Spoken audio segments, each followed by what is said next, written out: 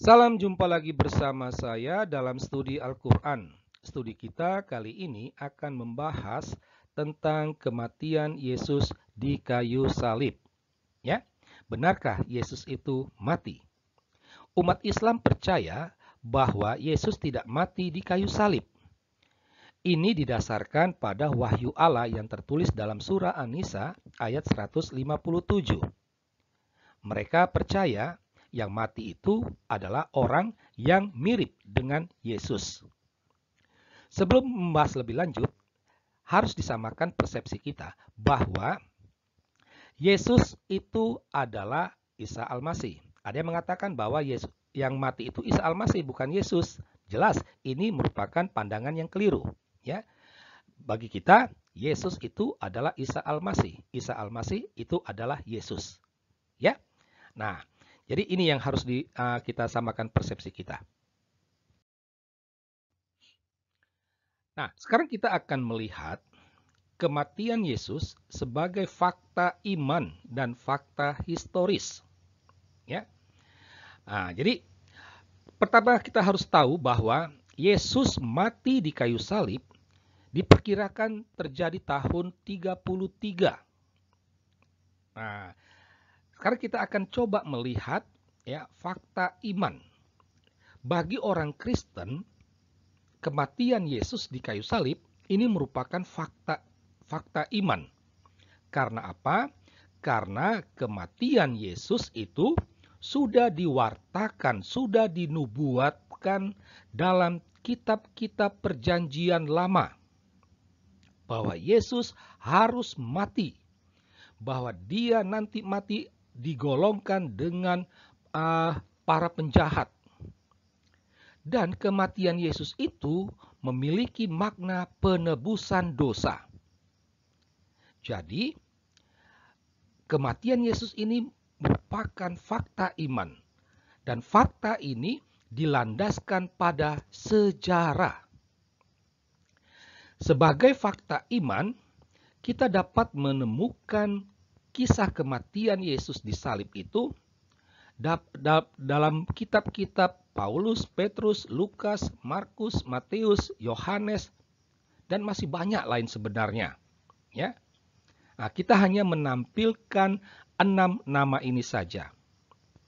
Nah, Paulus sebenarnya banyak menulis ya surat, dan di dalam surat-surat itu dia menyatakan Yesus mati di kayu salib. Tetapi pada pembahasan ini kita akan menampilkan suratnya kepada umat di Filipi yang ditulis pada tahun 56. Ya, 56. 24 tahun 23 tahun setelah peristiwa penyaliban. Ya. Nah, dalam surat itu, Paulus mengatakan ia telah merendahkan dirinya dan taat sampai mati, bahkan sampai mati di kayu salib. Jelas-jelas dikatakan mati di kayu salib. Ya. Kalau kita memperhatikan tahun penulisan surat ini dan tahun kematian Paulus, ya, dengan pengandaian Paulus mati umur 80 tahun, maka pada peristiwa penyaliban, Paulus itu sudah ada. Diperkirakan dia usia masih remaja. Ya. Tapi kita tidak tahu apakah dia saksi mata, saksi langsung, atau dia hanya mendengar pada waktu masa remajanya. Ini sangat menarik. Dia hidup pada peristiwa penyaliban itu. Yang berikut, Petrus, ya. Dia menulis suratnya yang pertama pada tahun 65. Kita tahu Petrus ini adalah Rasul Yesus, ya. Jadi dia saksi. Dia saksi langsung. Nah, dalam suratnya itu dia menulis, ia sendiri telah memikul dosa kita di dalam tubuhnya di kayu salib. Itu Petrus, dia saksi langsung.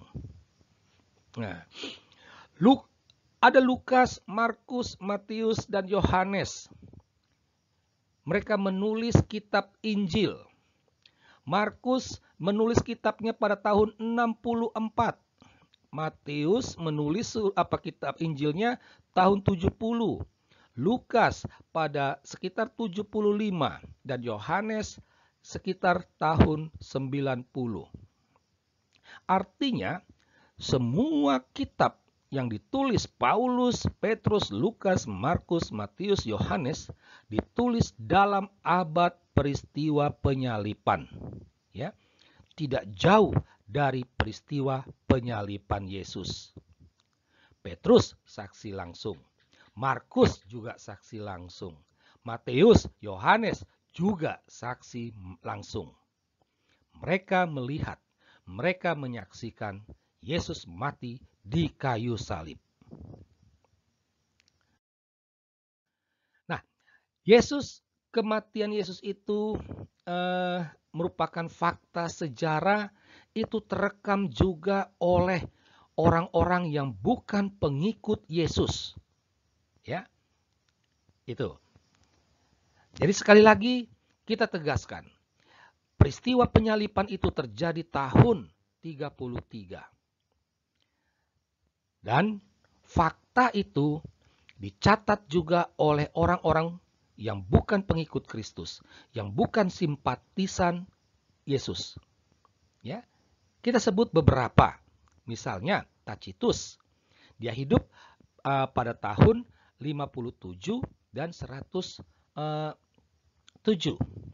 Ya. Jadi pada tahun 7 dia menulis Annals.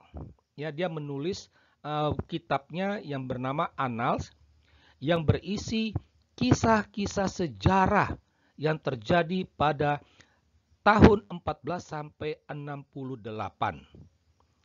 Nah, itu kan ada tahun 33 berarti. Di sana dalam kitabnya tuh dia tulis Kristus mengalami kematian, hukuman mati. Itu. Lalu ada Marbar Serapion, ya, seorang Syria. Kalau Tacitus tadi itu sejarawan Romawi. Kalau Serapion ini sejarawan Syria. Ya. Pada tahun 73 dia menulis surat. Ya, menulis surat kepada anaknya. Dia membandingkan kematian Yesus dengan Sokrates.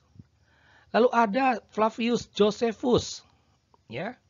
Dia di sejarawan Yahudi, orang Yahudi, ya. Pada tahun 93 dia menulis kitab The Antiquities of the Jews. Dia menulis buku sejarah dan dalam buku sejarahnya ini dia menulis jelas-jelas Yesus mati di kayu salib, ya. Lalu ada Lucianus Samosata, sejarawan Yunani. Dia tahun 165 menulis bukunya, buku sejarahnya, dan di sana juga dinyatakan Yesus mati di kayu salib. Nah, oleh sejarawan modern, ya, apa yang ditulis oleh keempat sejarawan ini, ya, disimpulkan memang bahwa Yesus mati di kayu salib. Jadi, kematian Yesus di kayu salib merupakan fakta sejarah.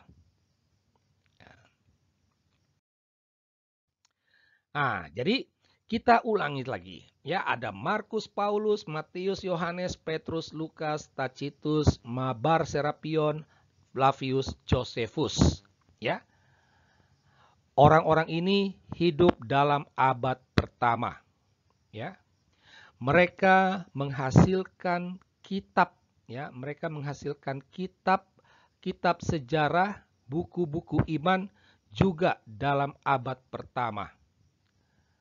Apa yang mereka hasilkan? Mereka hidup semuanya ini berada dalam abad penyalipan Kristus. Ya. Dan mereka semua sepakat bahwa ada peristiwa penyalipan, ada peristiwa kematian yang dialami oleh Yesus Kristus atau Isa Al-Masih. Akan tetapi tiba-tiba muncul sosok orang bernama Muhammad. Dia hidup pada tahun 570 sampai 632 di Arab. Ya, jauh loh. Arab dengan Israel jauh. Itu. Dia membawa sebuah kitab bernama Al-Qur'an yang katanya nih ya, itu merupakan wahyu Allah, ya. Dan dalam Al-Qur'an itu dikatakan Yesus tidak mati di salib. Bisakah pernyataan ini dipercaya? Sebelum menjawab ini, saya hanya mau mengajak kita untuk melihat perbandingan, ya. Nih, ada namanya Bukhari, dia hidup pada tahun sekian di Arab. Dia membuat pernyataan bahwa Aisyah kawin dengan Muhammad waktu itu saat usianya 6 tahun. Sedangkan Muhammad 50-an tahun. Ya, itu. Lalu tiba-tiba muncul nama asing. Ya hidup pada tahun sekian di Cina. Lalu dia membuat pernyataan, dari hasil penelitian saya, pengamatan saya, meditasi saya, ternyata sebenarnya Aisyah itu kawin saat usia 16 tahun. Muhammad baru berumur 30 tahun. Itu.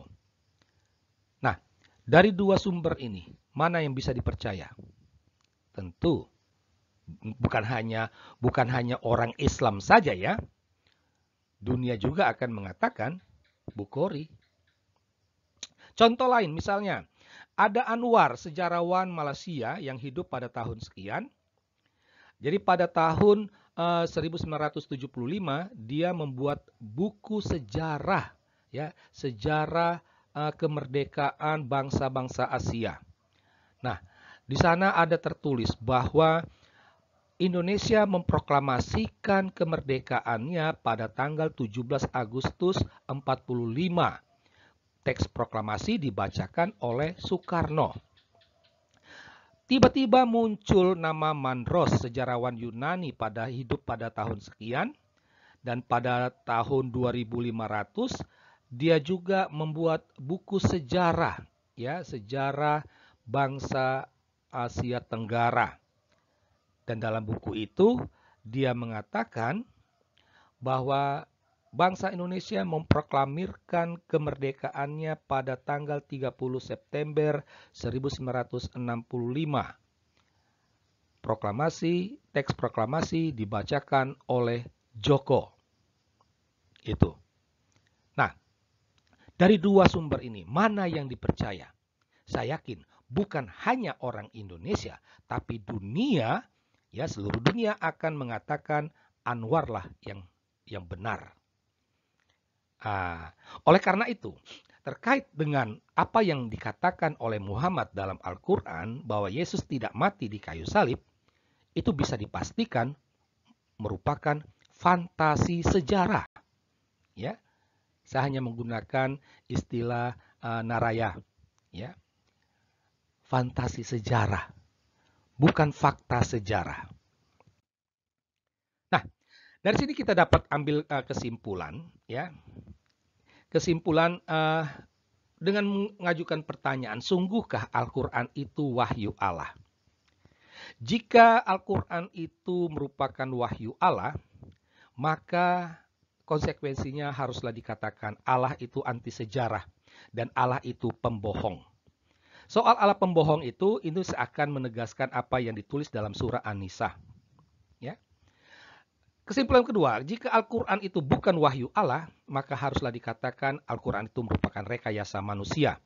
Dan manusia yang bertanggung jawab di sini adalah Muhammad. Demikianlah studi kita kali ini. Sekian dan terima kasih.